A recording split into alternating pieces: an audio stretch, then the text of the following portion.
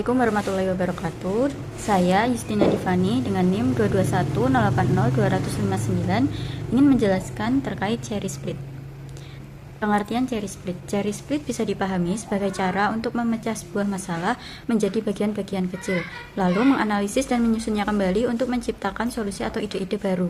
Nama cherry split diambil dari analogi tentang memecah sesuatu seperti memisahkan cherry dari batangnya, untuk melihatnya lebih jelas dan kemudian merangkainya kembali menjadi hal yang bermanfaat. Intinya, teknik ini membantu mengubah tantangan menjadi peluang kreatif.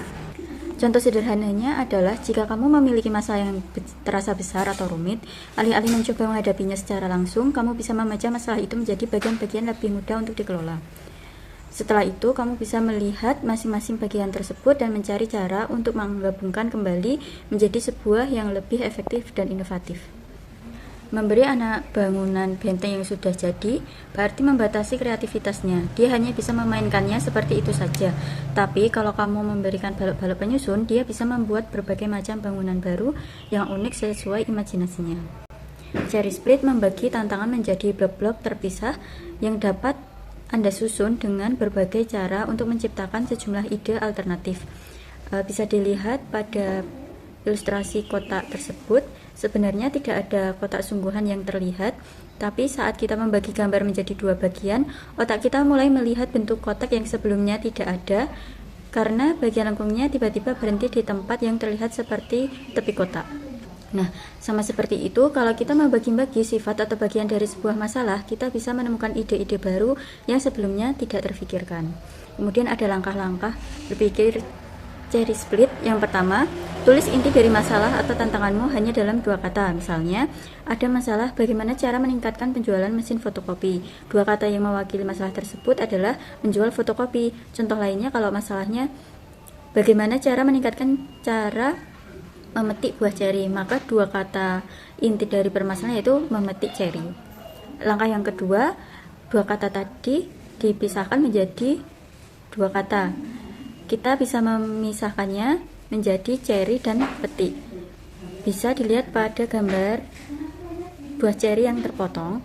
Kemudian yang langkah ketiga, bagi lagi setiap bagian tadi menjadi bagian yang lebih spesifik. Misalnya tadi ceri. Nah, ceri itu bisa dipisahkan menjadi halus dan terpisah. Lalu kata petik tadi dibagi menjadi dua, yaitu mengambil dan memindahkan. Tidak usah khawatir soal benar atau salah tentang pembagian ini, karena setiap orang mempunyai sudut pandang masing-masing. Seperti orang yang melihat jalan, akan ada orang yang menemukan keindahan dalam bayangan, cahaya, dinding bata, teras, gelap, dan salju. Sedangkan ada juga yang berpendapat bahwa di jalan itu melihat sampah atau kekacauan. Langkah yang keempat selanjutnya adalah terus memisahkan bagian-bagian atau atribut masalah sampai kamu merasa cukup nyaman untuk memulai mengerjakannya. Misalnya, dalam contoh tentang ceri, saya memecah beberapa kata menjadi lebih spesifik. Misalkan halus dibagi menjadi rusak dan cacat, terpisah dibagi menjadi memilih dan kedekatan antara satu sama lain. Kemudian, memindahkan dibagi jadi sentuh tahan serta memilih, dan mengangkut dibagi menjadi tanah dan kotak. Tujuannya adalah untuk membuat setiap bagian masalah jadi lebih kecil dan lebih mudah dikelola sehingga kamu bisa fokus pada setiap detailnya.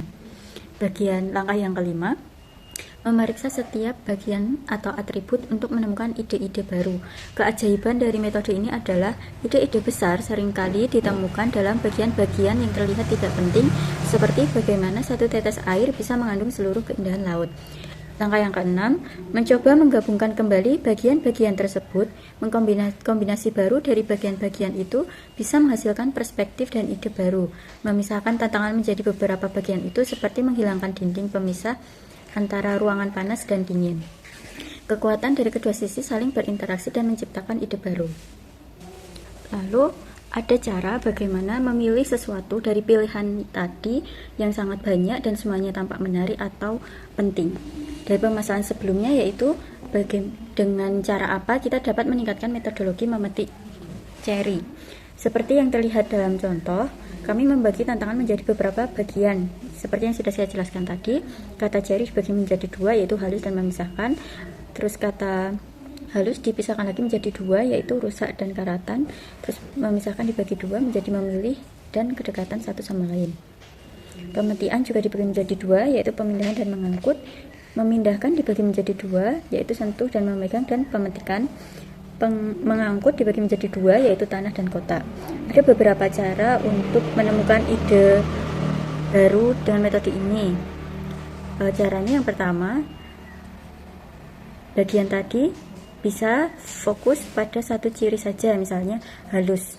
Lalu mencoba membuat jenis ceri baru yang kulitnya lebih kuat supaya tidak mudah rusak saat disentuh atau dipindah-pindah. Kemudian cara yang kedua yaitu menggabungkan beberapa bagian seperti menyentuh dan memegang, terus memilih, memetik, dan mengangkut ke tanah. Dengan menggabungkan berbagai ide dari beberapa ciri tadi, seseorang bisa menemukan gagasan tentang alat pengangkat hidrolik yang bisa membawa pemetik ceri langsung ke pohon. Cara ini membantu memetik ceri langsung dari pohonnya sehingga buah tidak perlu terlalu banyak dipindah-pindah dan bisa mengurangi kerusakan. Atribut yang berbeda-beda bisa mendorong kita untuk menyusun ulang informasi dan memicu ide-ide baru. Nggak masalah seberapa banyak atribut yang dipakai atau gimana cara menghubungkannya. Semua itu cuma cara untuk menambah bahan bakar buat imajinasi saja. Kesimpulannya, cherry split membantu kamu memecahkan masalah besar jadi bagian-bagian kecil. Saat kamu melakukannya, kamu mulai melihat hal-hal baru yang sebelumnya tersembunyi karena menyatu dengan yang lain. Waktu pertama mencoba menyusun bagian-bagian itu mungkin terasa canggung dan lambat, seperti anak kecil yang bikin benteng mainan untuk pertama kalinya. Tapi begitu bagian-bagian itu pas satu sama lain, ide-ide akan muncul dengan cepat seperti sekumpul burung yang tiba-tiba terbang ke langit. Sekian materi yang bisa saya jelaskan. Bila ada salah mohon maaf. Wassalamualaikum warahmatullahi wabarakatuh.